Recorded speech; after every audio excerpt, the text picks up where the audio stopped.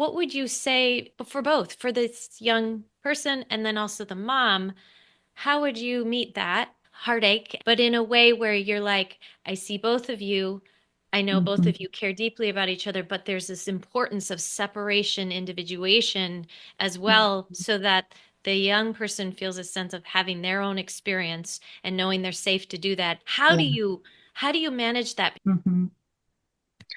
Well, the first thing that comes to my mind is I'm grateful they have you. Oh, well, You know, because what not the least of which is I adore you, but more than that too, Marta, is I think finding those resources, connecting with those supports. We talked about the importance of bearing witness and finding that community. And so knowing that as fraught as this dyad is between this son and his mother, yeah. they both are finding witness and community through you. And that I think is so necessary and crucial and critical. And so I think that allows each of them to feel seen and heard, and allows them to share their wounding, right? And their struggles. And no, go May ahead. I ask something Yeah, from your perspective?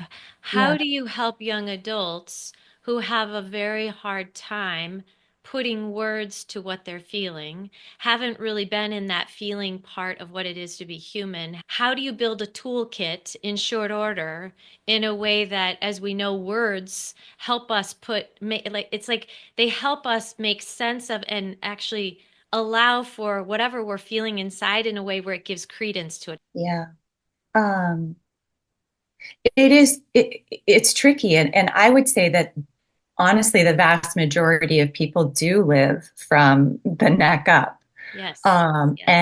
And I think we're trying to support more and more people in the full body The holistic. experience Yeah. because, Mind, body, spirit, mind, yeah, body, soul. Yeah. totally. And I think that's been ingrained in us. We culturally, societally, we've been encouraged to live from the neck up, to think, And in don't that feel. particular, like on our left, like the left hemisphere is more the logic and the Yes, reasoning and the analytical, right? yes, And yet yes, the right side is more the metaphorical, kind of the bigger picture, right? The things we can't yeah, maybe tangibly touch. not as That's the tangible. trust and the love and Hmm. the bigness, Hmm. the Yes, magnificence of what it is for being human. But we are so left-brained. Yeah, yeah, that we are ill-equipped to know how to be with what it is to be human. Yeah. yes, So yes. neck up. Yeah. And you see Back that up. in your practice. I do. And so I think, a couple of my teachers wisely shared that the mind thinks, the body feels. Mm, So I do think that because we spend so much time up here, mhm.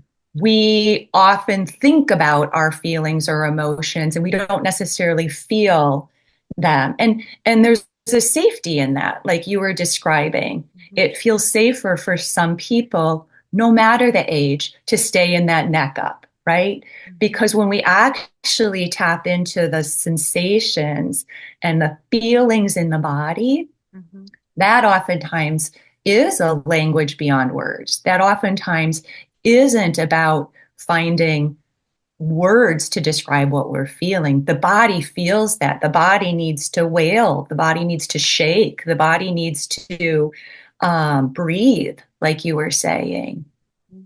And so I think when I can, helping people tap into where does that show up in your body as we're talking about what you're feeling or what you're thinking. What are you noticing? What is your throat doing? What are your shoulders doing? Mhm. Where is your tongue in your mouth? Is it on the roof of your mouth or is it Mm, resting? that's so good. All those things. Where's the And tension in your body? Like, and then yes, how would you yes. describe that in How would you temperature, describe color, that? Yes, texture? Yeah. yes, all Yeah. of that. And I do think that can be a pathway inward. Hmm. for young people who struggle, like you said, with, I don't know what I'm feeling. And But I even think creating it, the space for yeah. feeling, right? To create the space for actually dropping in to even find that information, that wisdom. People will say, "Well, how do I know what my intuition like is that really what I should be doing?" I'm like, "You have to do some cleanup work before you can really trust what your body is Mhm. telling you, right? Yes. When it comes to is this the path I go or not?" Well, you know what? Let's also get into like doing a little bit of cleanup work to help you hone in on and clean up a little bit of that intuition so that you are Yeah. highly attuned to it in a way that's Yeah. not coming from impulse or yeah, my body's telling me to do this thing. Well, is that in your best interest? Is that your highest Yeah. good, or is that just relief, momentary relief? Right. it, Right. to make that discernment, right, to distinguish Mhm. between what is what. Yes. Yes. I think that's huge. It's huge. And, this is where I really feel for this generation of young adults because I do think that their their exposure to like comparison is so much higher than ours was. And I often use that quote, comparison is the thief of joy, and not just any joy, your joy. And so our young people are surrounded all the time with curated messages and images of what they believe is important and valuable and what it means to be successful. And so when they see these images and they receive these messages, that also maintains the neck up. Mhm. They're feeling disconnected from self, from body, from agency because all these other images that they're and messages that they're getting say, well, that person has it all figured out and that person has it all figured out. Um, and that's just not true. It's just not true.